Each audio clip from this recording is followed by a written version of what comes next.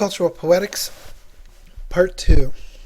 We now move to the methodological assumptions, so those fundamental truths that affect how cultural poetics goes about looking at a text. A lot of them you've already heard. Part of this is review, but it's good to remind you. First, cultural poetics views a text as a social document that reflects and responds to its historic situation. Remember, this is in reaction to New Criticism, which viewed the text as an autotelic artifact, something that exists in and of itself. Cultural poetics puts the text back into its historical and cultural context. Secondly, it views the text as a battleground of competing ideas between the author, society, customs, institutions, social practices that are negotiated by the author and the reader and influenced by each contributor's episteme. So again, we have more than one episteme, more than one culture, more than one system of values at work in reading any given text. And you can have conflict between the author and his contemporary readers, Shakespeare and the Elizabethans, but also the author and more modern readers, Shakespeare and us. No discourse is viewed as superior to any other. Now, this leads then to the question of what is literature. And some people go as far as to say a bus schedule is literature. It's literature as much as Jane Eyre is, because no discourse, no means of expression, no set of ideas is superior to any other. All are necessary components that shape and are shaped by society. That means then that our job as literary critics is to not limit ourselves just to, quote, literature, to fiction, but to go out and explore a whole culture, to see how that culture produces a text, but also how the text produces the culture. And that's a really important caveat. Leads to three areas then of investigation. The first is the life of the author. Since an actual person authors a text, his or her actions and beliefs reflect both individual concerns and those of his or her society. So if you've been kind of scratching your head so far in class going, wait, what about the author? We finally have a way to talk about the author and his beliefs, his culture, his background. Because the author lives in a culture, he lives in an episteme. And when he writes, it's from the viewpoint of that episteme. So one of the things you are going to research is the life of the author, the episteme that he lived in. But you're also going to look at the social rules of decorum and standards of behavior that are found in the text. These are the behavioral codes which help shape and were shaped by the text. And the text then has to be read as reflecting on those rules. So if we go back to, say, Uncle Tom's Cabin, the behavioral codes are those of slavery.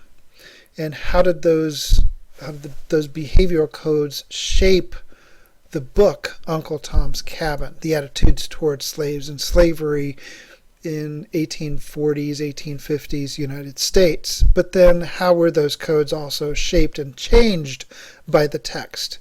And there was a really interesting debate over whether slavery was actually better than employment in the North. Because in the South, if I pay $27,000 for a single individual, and again, that's pre-Civil War, that's a lot of money, I'm invested in that person and I care about him. And if he gets sick, I'm going to do my best to get him back to health. And I'm not going to work him to death, etc. Up in the mills of the North, I pay as little as possible. When somebody gets sick or injured, I just write them off and hire somebody else. There's no social responsibility at all. So, which really was the better system? Very interesting debate that developed because of Uncle Tom's Cabin. Then we need to look at the text as reflecting on those rules. The text reads the rules. It talks about them. It criticizes, it upholds them, reinforces, it shapes them. Third, then, we look at the historical situation that is represented in the text. Now, there's a major caveat or a warning here. During the process of textual analysis and the study of history, the whole process here, we as critics must remain aware of our own episteme. We need to be very, very much aware of our attitudes and our background. So, my wife and I were down in Charleston riding the city buses in the downtown area. And it was really fascinating to watch young white women get up and offer their seats to older black men or black women. And then the reverse. Saw an older black man offer his seat to an older white woman. And I thought, wow, this is really neat, given everything we'd been hearing about slavery and segregation and blacks riding in the back of the bus, whites in the front, etc. But at the same time, it's all in a context of a culture that is very highly sensitive about those issues. And in a city in which slavery was very much part of its past, over 40% of all African Americans that came to the United States as slaves entered through the port of Charleston. So it's very much part of its history. And it's very much something that the people that go there and the people that live there are aware of. So how does that modern awareness and revulsion towards slavery affect modern behavior? Are we overcompensating? This is the type of thing you have to be aware of.